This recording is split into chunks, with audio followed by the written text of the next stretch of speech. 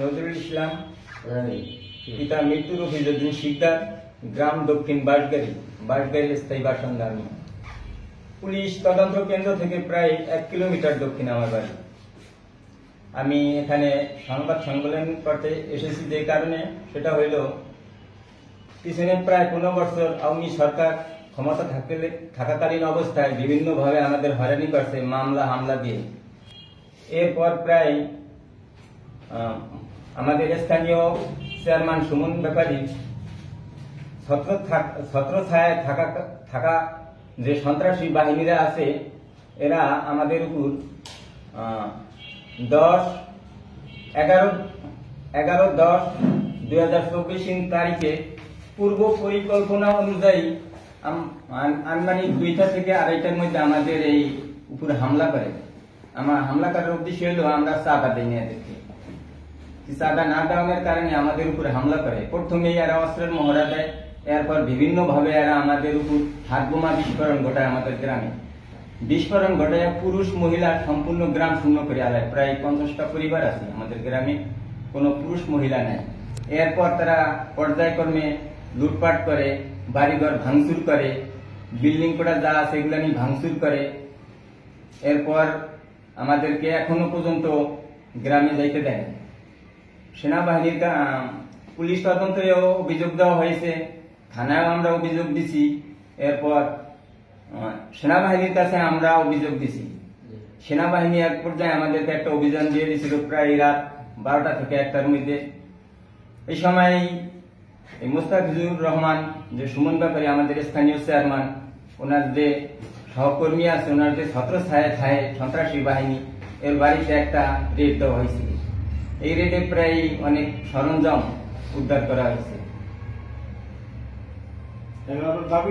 আমাদের দাবি হয়েছে আমরা পুরুষ মহিলা যারাই বাহিরে আছি এদেরকে যেন স্ব স্থানে ফিরে দেওয়া হয়, এই আমাদের সরকারের দাবি। আর যারা এই সন্ত্রাসী কার্যকলাপ করে তাদের জন্য সরকার কঠিন হাতে বিচার করে, আইনের আওতায় আইনে এদেরকে বিচার করে। এখন তারা লুটপাট করতে আছে, যেমন গতকালকে আমাদের প্রায় 5 থেকে 7 বিঘা জমির ধান এরা কাইটে নিচ্ছে। আজকেও এরা ধান যাইতেছে, কিন্তু আমাদের তো এলাকায় ঢুকতে দিতেছে না। আমরা এলাকা শূন্য। আমরা স্বস্থানে ফিরে যাইতে চাই এবং এই সন্ত্রাসী বাহিনীর একটা সঠিক বিচার চাই।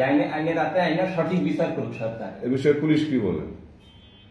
এবার এই বিষয়ে পুলিশের কাছে গেলে পুলিশ একভাবে একজনের কাছে যাইতে বলে। যেমন খাসার তদন্ত কেন্দ্রে গেছি, এরা দিচ্ছে থানায় বিচার, থানায় গেছি, থানায় মামলা করছি, এটাও এন্ট্রি হয় না ঠিক মতো।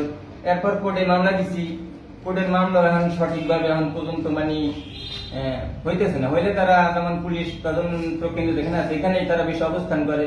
যদি এরকম হইতো তাহলে নিশ্চয়ই তারা আসামি ধরতো বা আসামির উপর কোনো পদক্ষেপ নিত। আপনার কি যে সুমনের কোন লোক এগুলা করে? সুমন বাহিনীর তো ছত্রছায়ায় থাকে। 1 নম্বরে আছে লাটু ব্যাপারী, তার 5টা ছেলে আছে। যেমন তাদের এই 5 ভাগে কিছুদিন আগে পুলিশ কুবাইছিল এবং এই মামলায় তাদেরকে র্যাপে 5টা 6টা অস্ত্র সহকারে ধরছিল।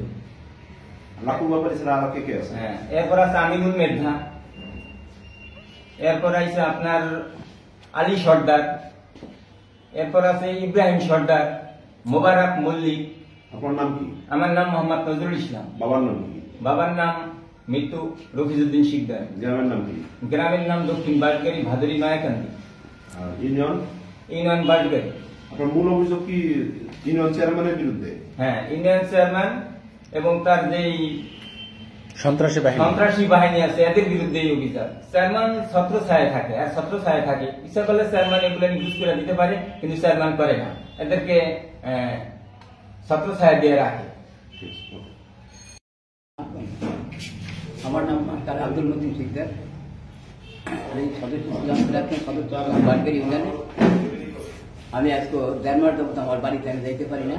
সন্ত্রাসী আমার বাড়ি ঘর দলান বিল্ডিং আছে সেগুলো সব ভেঙে ফেলে নিয়ে গেছে, কত ধান পান দায় নিয়ে গেছে। এখন আমি কিভাবে বাড়িতে যাইতে পারি এটা আমি সরকারের কাছে সুষ্ঠু বিচার। এই আমার